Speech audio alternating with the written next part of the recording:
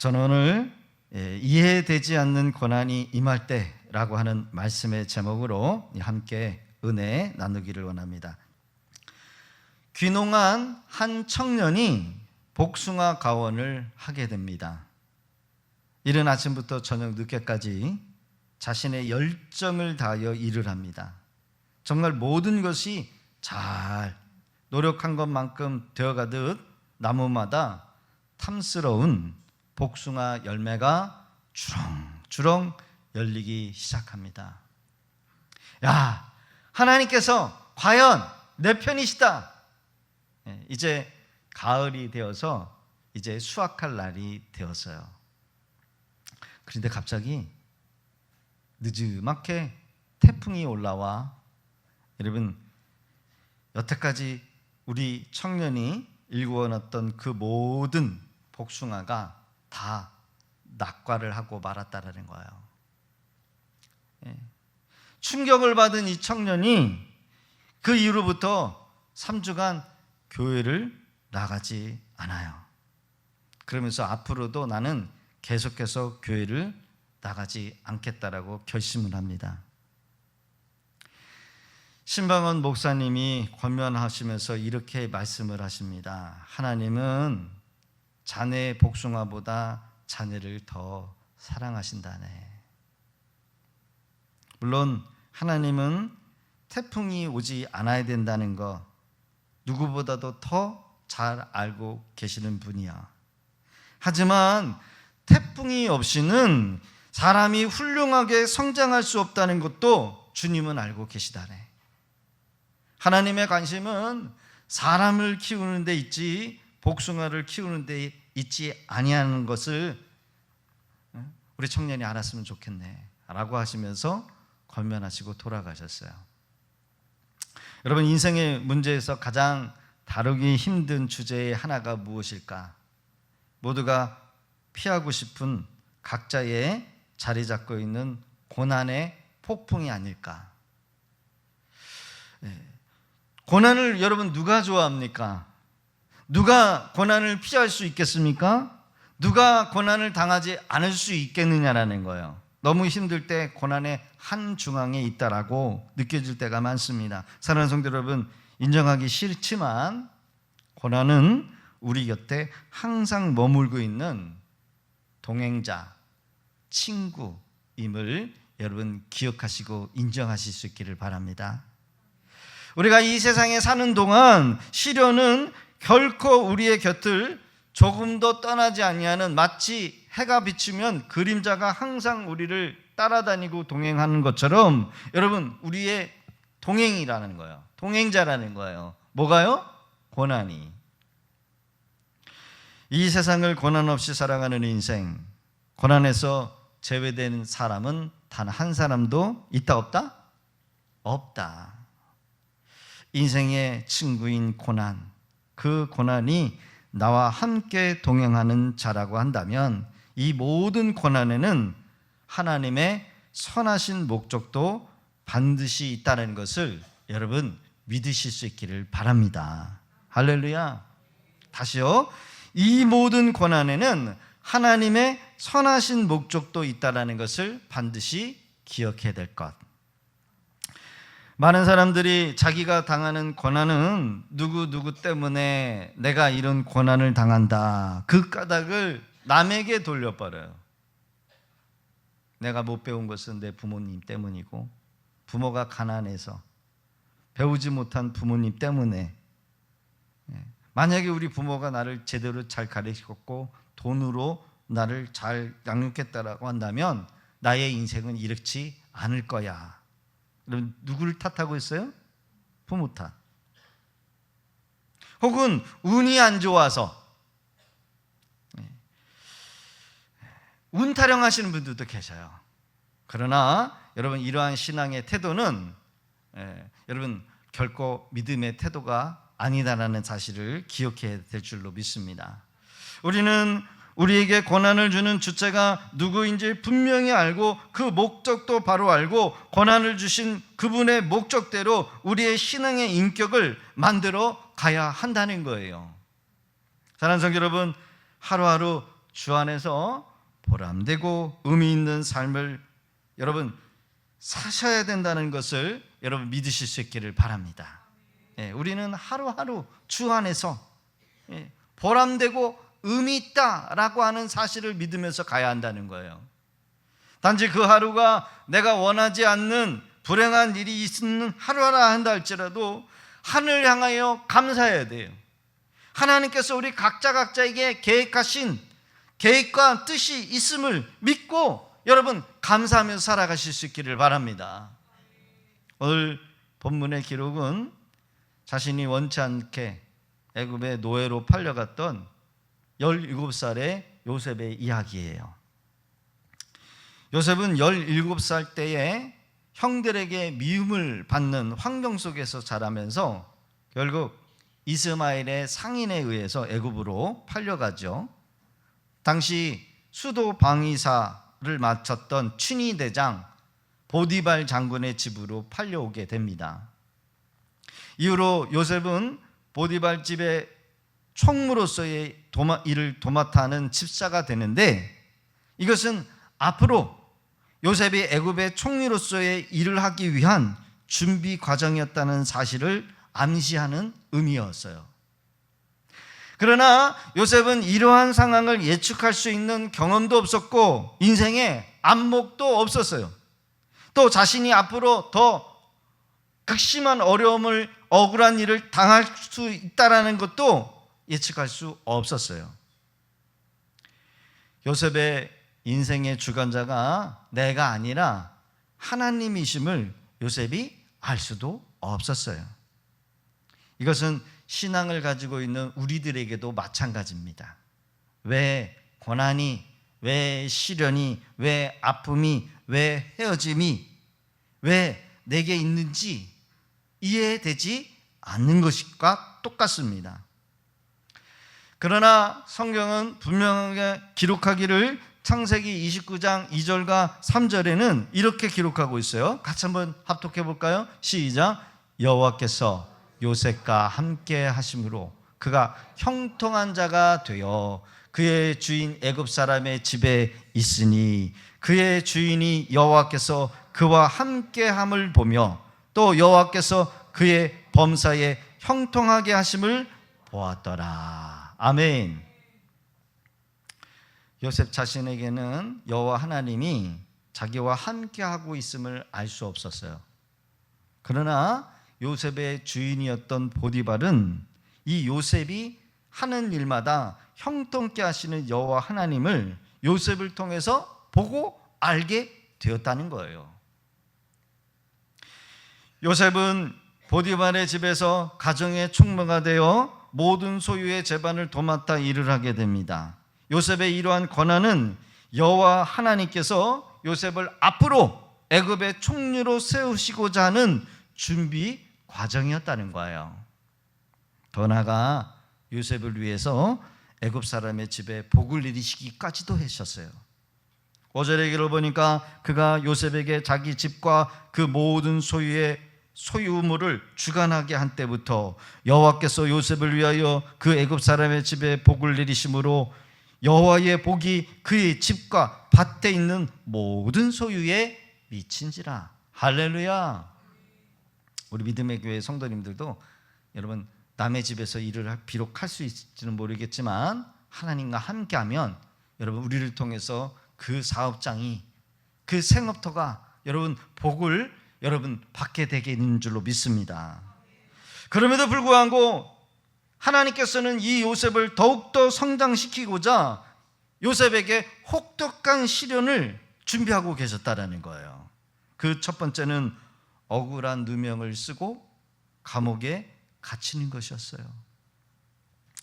창세기 39장 6절의 기록을 보면 주인이 그 소유를 다 요셉의 손에 위탁하고 자기가 먹는 음식 외에는 간섭하지 아니하였더라. 이게 요셉이 맡겨졌던 직무였어요. 근데 성경의 하반절의 기록을 보면 참 이상한 기록이 하나가 기록이 됐는데 그것은 요셉의 외모를 기록한 내용입니다. 같이 한번 읽어볼까요? 시작. 요셉은 용모가 배어나고 아름다웠더라. 아름다웠더라. 여러분, 사람의 장점, 사람의 강점이 때로는 단점, 약점이 되는 경우가 있어요. 너무 잘나거나 너무 똑똑하거나 너무 빨리 성공하는 거 결코 좋은 일이 될 수 없을 때가 있다는 거예요. 아마 요셉은 리더십도 있었을 겁니다.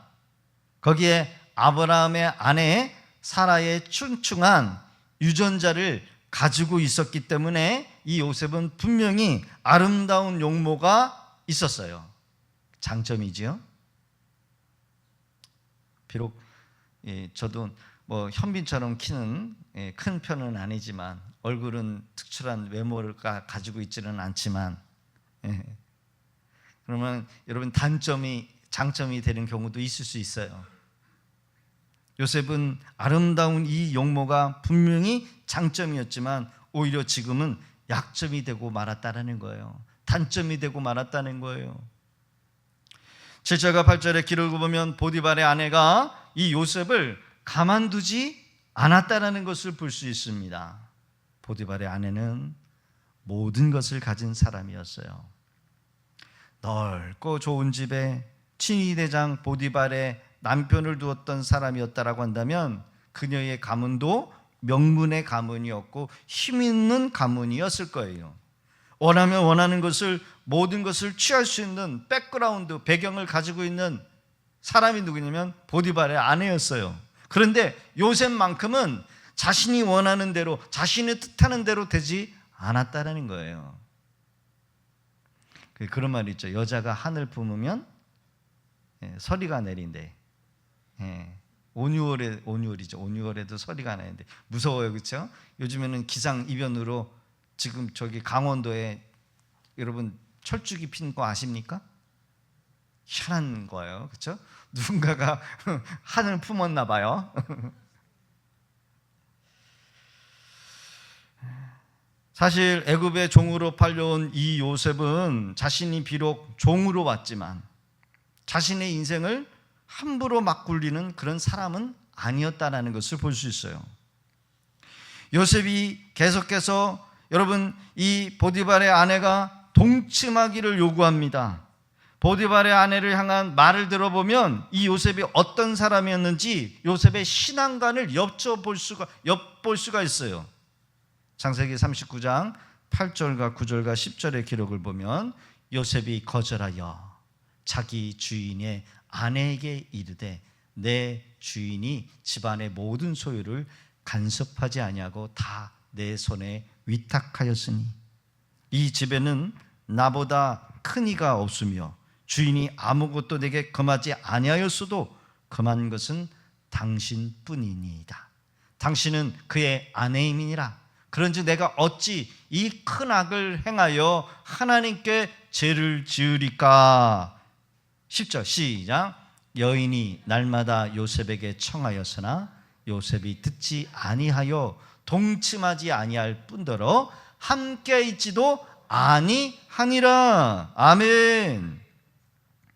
집안의 모든 소유를 간섭하지 않을 정도로 요셉에게 다 맡겼습니다.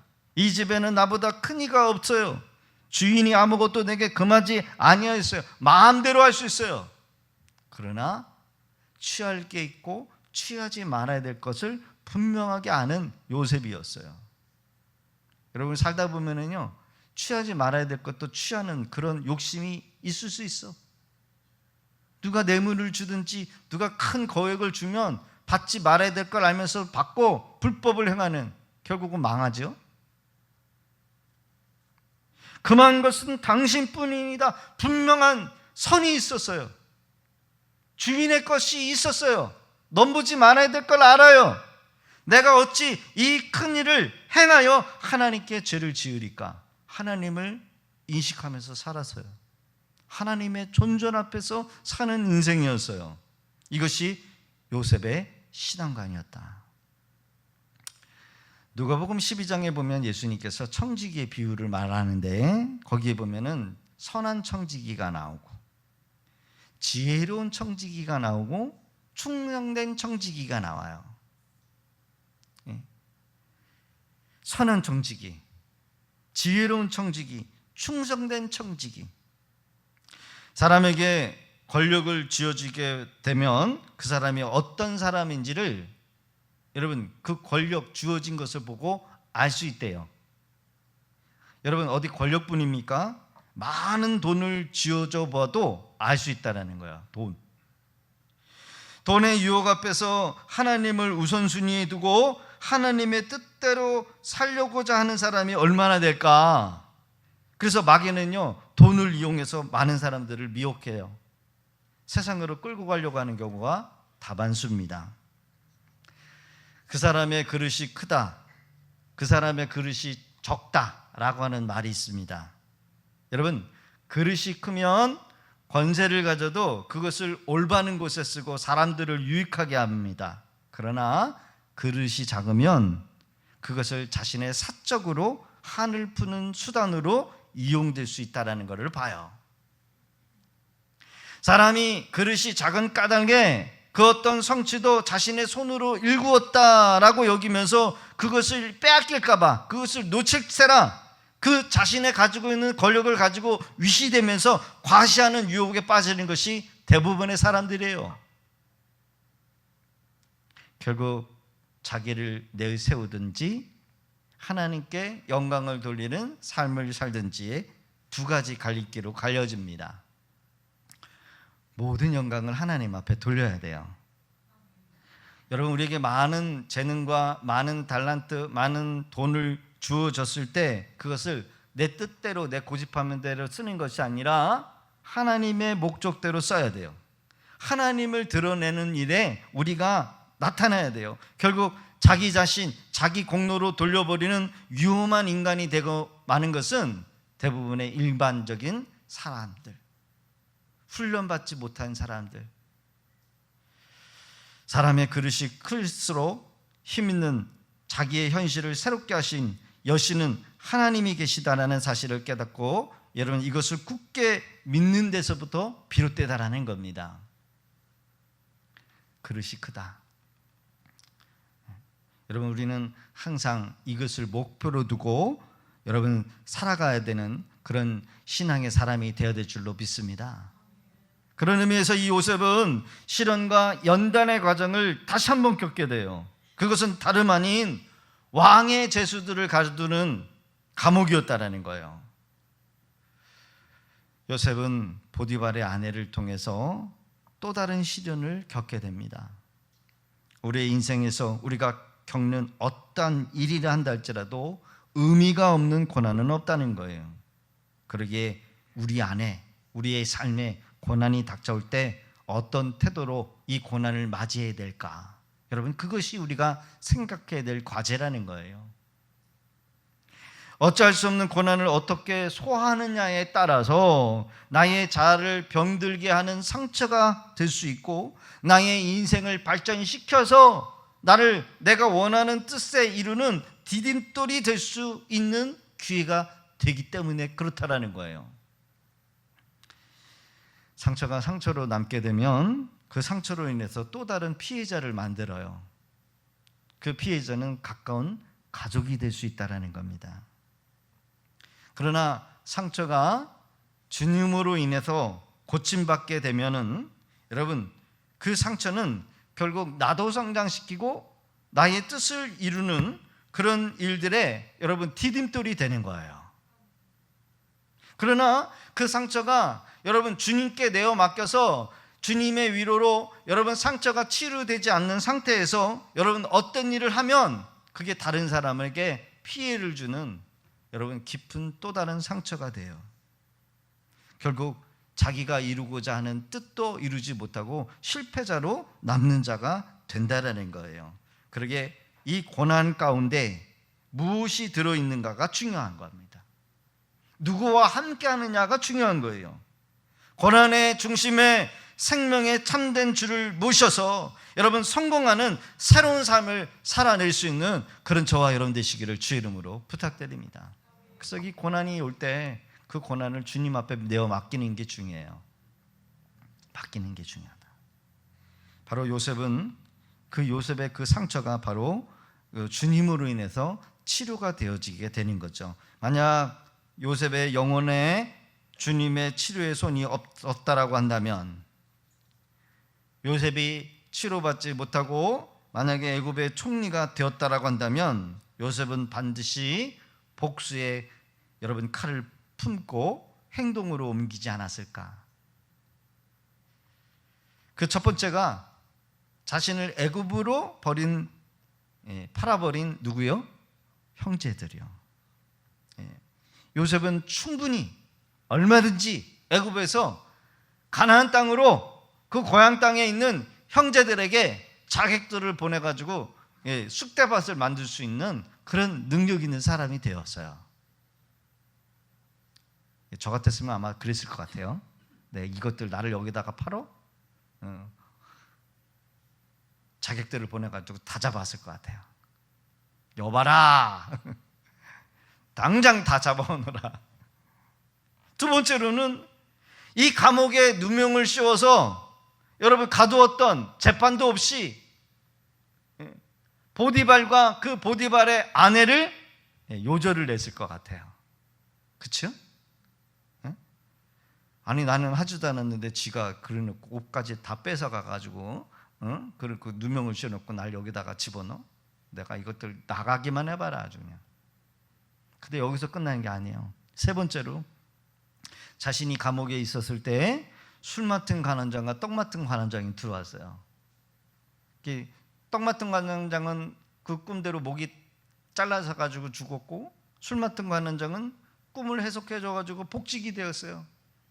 당신이 복직이 되면 나를 반드시 생각하셔서 나를 이곳에 꺼내달라고 그렇게 약속을 하고 신신당부를 했건만, 이 술 맡은 관원장이 새카맣게 잃어버려요. 그리고 만 2년이 지나버린 거야. 여러분, 더 나쁜 놈이야. 여러분, 당장 나가서 누구 먼저 찾겠어요? 술 맡은 관원장부터 요절을 내는 거야. 그러나 요셉은 상처를 철저하게 하나님께서 보상해 주셨어요. 요셉이 형님들을 용서할 수 있는 마음까지 하나님께서 치유해 주신 거예요. 오늘 본문을 우리가 읽었던 창세기 41장 37절과 47절의 말씀은 모든 이 요셉을 총리로 세울 수 있는 과정들을 하나님께서 거치게 하셔서 본격적으로 애굽의 총리로 역할에 감당할 수 있는 자로, 준비된 자로 하나님께서 세우시는 하나님의 은혜가 있음을 우리가 봐야 한다는 거예요. 누구나 성공하는 자리에 올라가고 싶어요. 올라가면 명예도 있고 사람들의 칭찬도 있고 또 권력도 주어지고 또 거기에 맞는 책임과 물질도 수반이 되어요. 누구나 그런 자리에 올라가고 싶어요.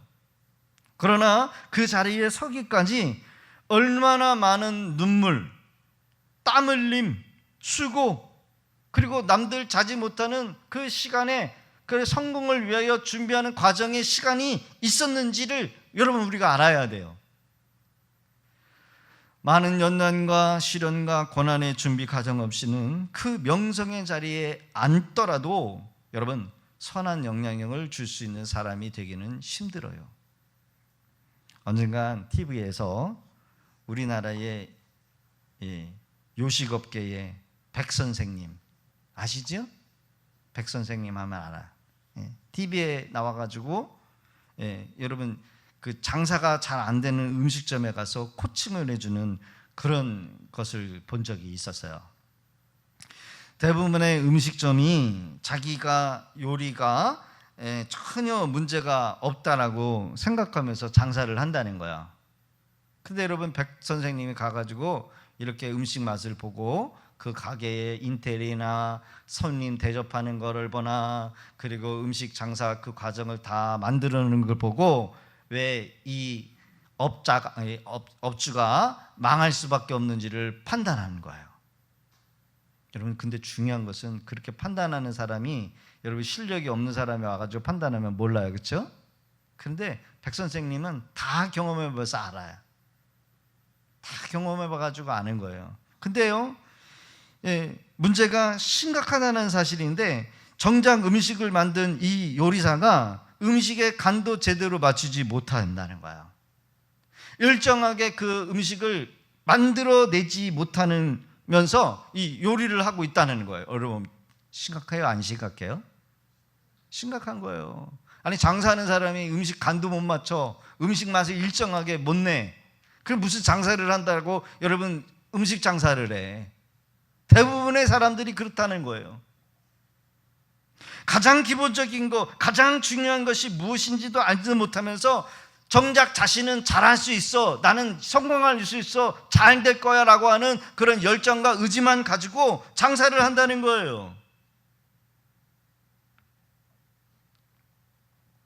그래서 망하는 게 태반이라는 거예요.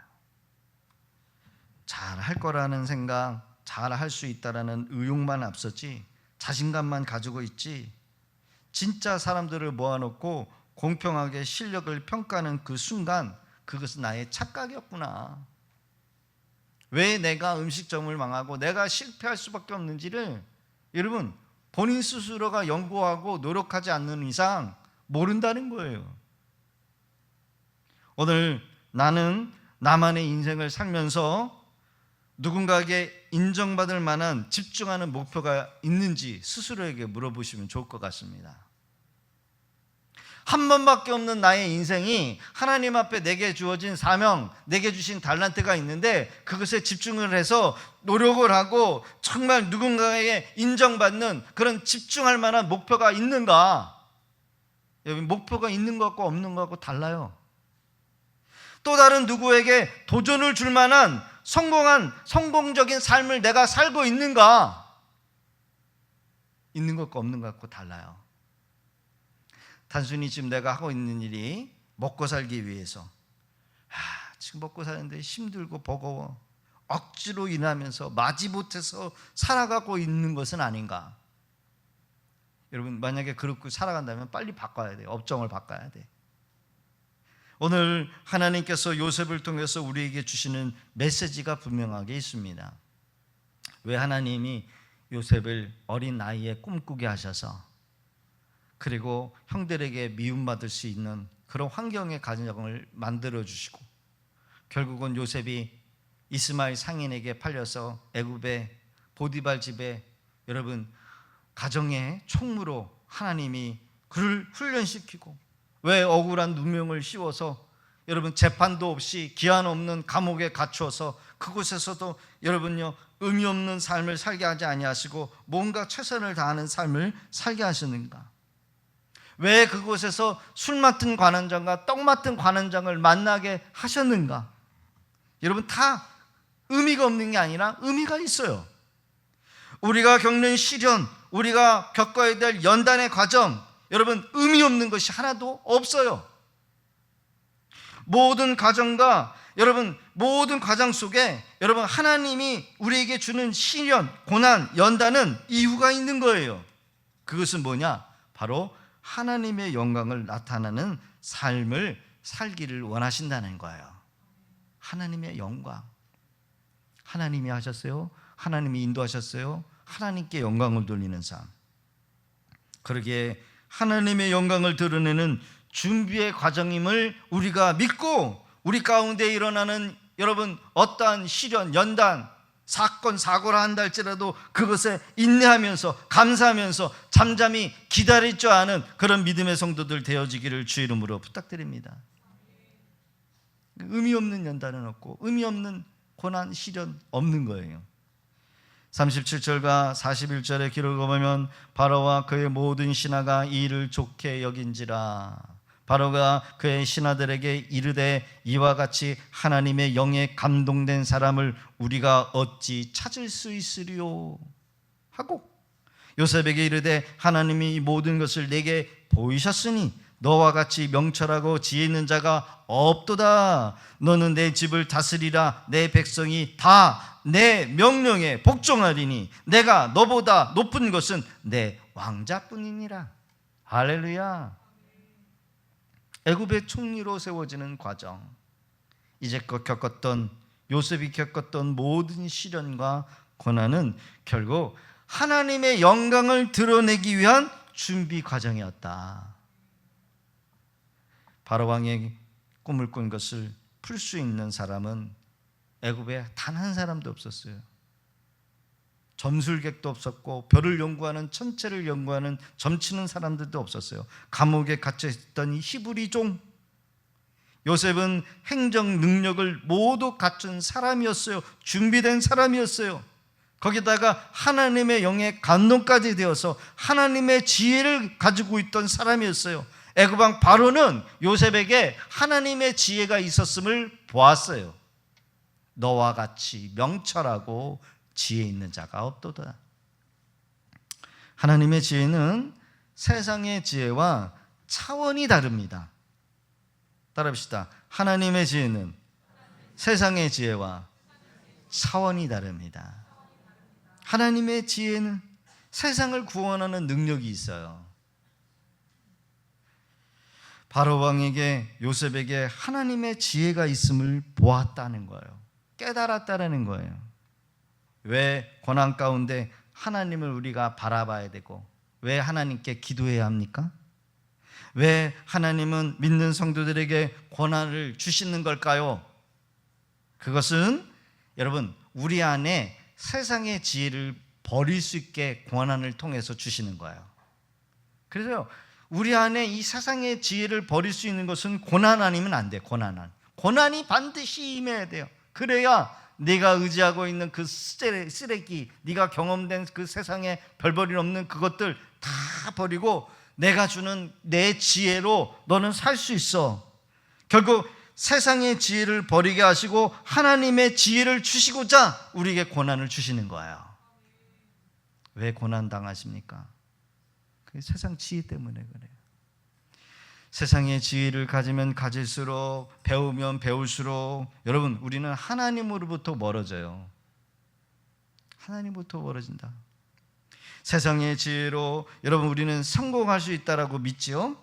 하지만 세상의 지혜를 가지면 가질수록, 배우면 배울수록 은혜에서 멀어지고요, 하나님의 도우심을 의지하지 않아요.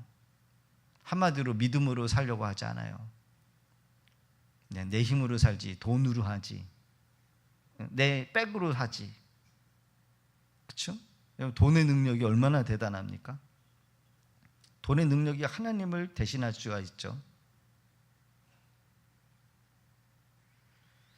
또한 세상의 지혜는 자기중심적이요, 하나님의 지혜는 생명을 얻게 해요. 많은 사람들을 살리는 구원을 줘요.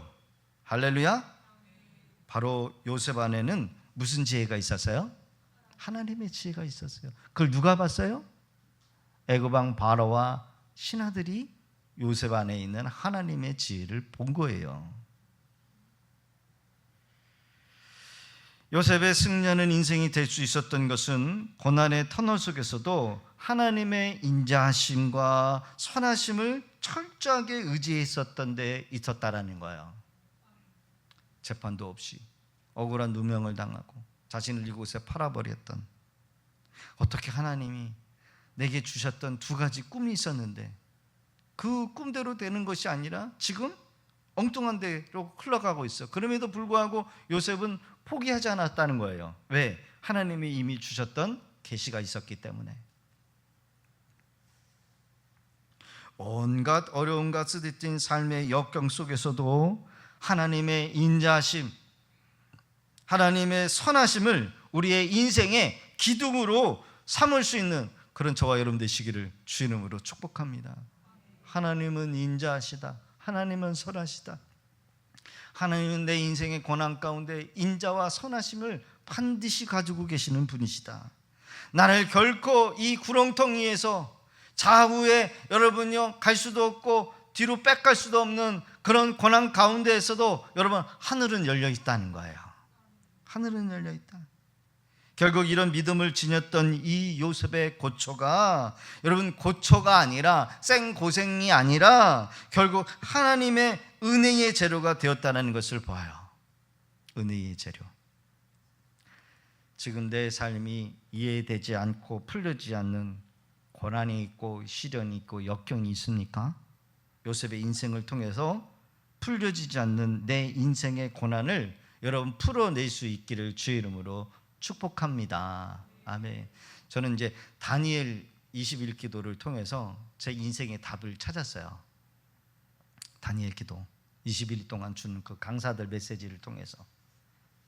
한 지금으로부터 한 2년 전인가 3년 전에 어떤 바보 박사님이 있는데 공부를 못하는데 박사가 됐어요. 자기는 공부를 못하는데 하나님이 공부를 시켜가지고 박사가 되는데 그 박사 과정을 받는 그 과정에 그분이 그런 얘기를 하는 거예요. 왜 나는 공부를 못하는데 박사 과정을 받게 해서 박사가 된 애가. 나중에 보니까 결국은 그 하나님의 은혜를 주시기 위함이라는 것을 주시는데, 제가 그분의 그 간증의 이야기를 듣고 하나님께서 왜 나를 사용하시는지 저는 그때 답을 얻었어요. 저는 그것이 일평생 20년 30년의 기도 제목이었거든요. 근데 다니엘 기도의 20일 통해서 그 목사님 그 박사님의 그 간증 이야기를 통해서 제가 답을 찾았다는 거예요. 20년 만에.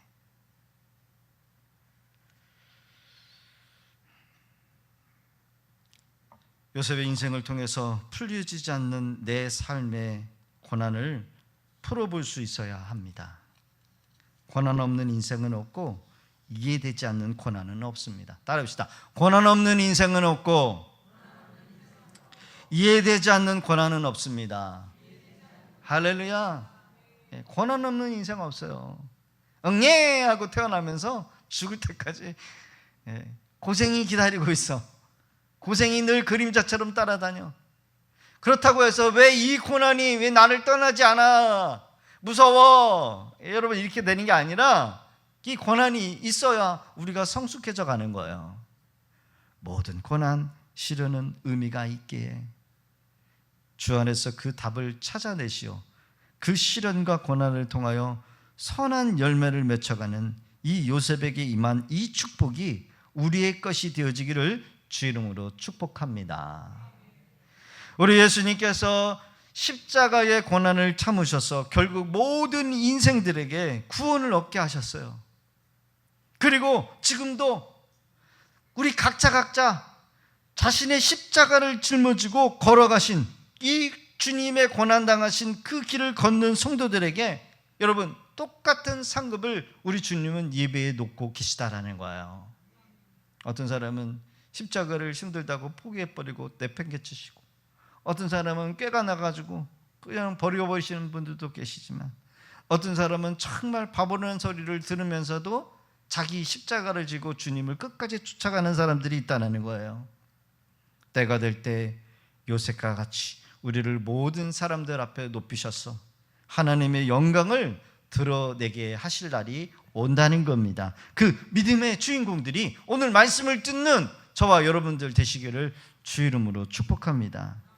이해되지 않는 고난이 임할 때 그 시간을 우리가 헛되이 보내고 낭비할 것이 아니라 더욱더 주님을 가까이 해야 돼요. 주님을 가까이 해야 주님이 주시는 그 은혜의 빛이 나를 통해서 내 믿지 아니하는 내 주변의 사람들에게 나타나는 거예요. 마치 달이 태양을 가까이 할 때 마치 달 스스로가 빛을 내는 것처럼, 달이 태양에서 멀어지면 달의 불빛이 여러분 작아지고 쪼그라드는 것처럼 우리가 주님을 가까이 할 때 주님으로부터 오는 그 은혜의 빛을 비추어서 여러분 많은 사람들에게 하나님의 살아계심, 하나님의 영광을 드러내는 주인공이 되는 줄로 믿습니다. 그런 은혜 가운데 나가는 저와 여러분 되시기를 주 이름으로 축복합니다.